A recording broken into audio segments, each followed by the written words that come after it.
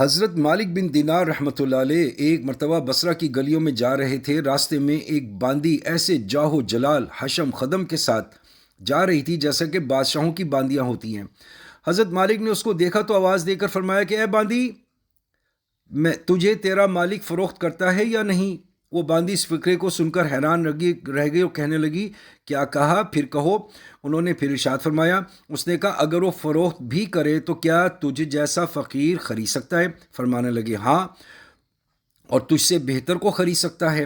وہ باندی یہ سن کر ہنس پڑی اور اپنے خدام کو حکم دیا کہ اس فقیر کو پکڑ کر ہمارے ساتھ لے چلو، ذرا مزہ اور مذاق ہی رہے گا۔ خدام پکڑ کر ساتھ لے لیا۔ جب گھر پہنچی تو اس نے اپنے آقا سے یہ قصہ سنایا اور وہ بھی سن کے بہت ہنسا اور ان کو اپنے سامنے لانے کا حکم دیا۔ جب حضرت مالک بن دینار اس کے سامنے پیش کیے گئے تو اس آقا کے دل پر ایک ہیبت سی چھا گئی۔ کہنے لگا، آپ کیا چاہتے ہیں؟ انہوں نے فرمایا کہ تو اپنی باندی میرے ہاتھ فروخت کر دے۔ اس نے پوچھا کہ آپ اس کی قیمت دے سکتے ہیں؟ حضرت مالک نے فرمایا کہ میرے نزدیک اس کی قیمت کھجور کی 2 بیجھی ہوئی گٹھلیاں ہیں۔ یہ سن کر سب ہنسنے لگے۔ اس نے پوچھا کہ تم نے یہ قیمت کس مناسبت سے تجویز کی؟ انہوں نے فرمایا کہ اس میں بہت سارے عیب ہیں۔ اس نے پوچھا کہ کیا کیا عیب ہیں؟ فرمانے لگے، اگر عطر نہ لگائے تو بدن سے بدبو آنے لگے، دانت صاف نہ کرے تو منہ میں سے سڑاند آنے لگے، بالوں میں تیل کنگھی نہ کرے اور وہ پریشان حال ہو جائیں، جوئیں ان میں پڑ جائیں، سر میں سے بو آنے لگے، ذرا عمر زیادہ ہو جائے تو بوڑھی بن جائے گی، منہ لگانے کو بھی قابل نہ رہے گی، حیض اس کو آتا ہے، پیشاب پخانہ یہ کرتی ہے، ہر قسم کی گندگیاں یعنی تھوک، سینک، رال، ناک کے چوہے وغیرہ اس سے نکلتے ہیں، غم، رنج، مصیبتیں اس کو پیش آتی ہیں، غرض اتنی ہے کہ محض اپنی غرض سے تجھ سے محبت کرتی ہے، محض اپنے راحت و آرام کی وجہ سے تجھ سے الفت جتاتی ہے، آج کوئی تکلیف تجھ سے پہنچ جائے تو ساری محبت ختم، انتہائی بے وفا کہ قول و قرار پورا نہ کرے، اس کی ساری محبت جھوٹی ہے، کل کو تیرے بعد کسی اور کے پہلو میں بیٹھے گی تو اس سے بھی ایسی ہی محبت کے دعوے کرنے لگے گی۔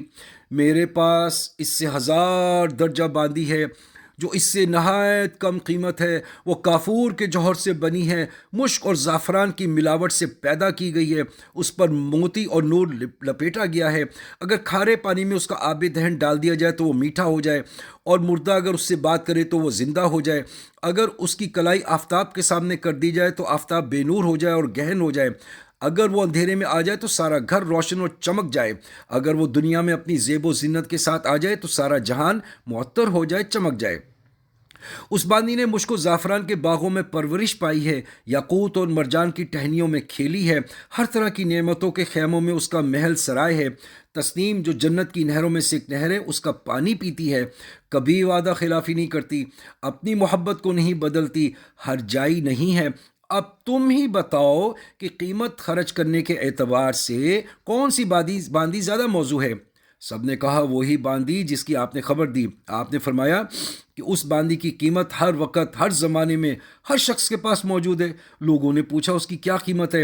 آپ نے فرمایا، اتنی بڑی اہم اور عالیشان چیز کے خریدنے کے لیے بہت معمولی قیمت ادا کرنی پڑتی ہے، اور وہ یہ ہے کہ رات کا تھوڑا سا وقت فارغ کر کے صرف اللہ جل شانہ کے لیے کم از کم 2 رکعت تہجد پڑھ لی جائیں، اور جب تم کھانا کھانے بیٹھو تو کسی غریب محتاج کو بھی یاد کر لو، اور اللہ جل شانہ کی رضا کو اپنی خواہشات پر غالب کر دو۔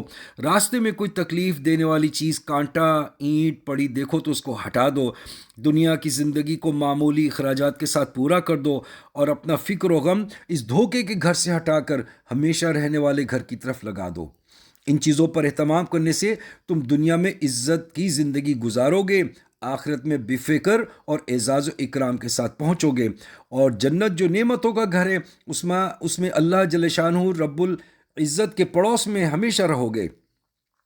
اس باندی کے آقا نے باندی سے خطاب کر کے پوچھا کہ تو نے شیخ کی باتیں سن لیں، یہ سچ ہیں یا نہیں؟ باندی نے کہا، بالکل سچ ہیں۔ شیخ نے بڑی نصیحت اور خیر خواہی اور بھلائی کی بات بتلائی ہے۔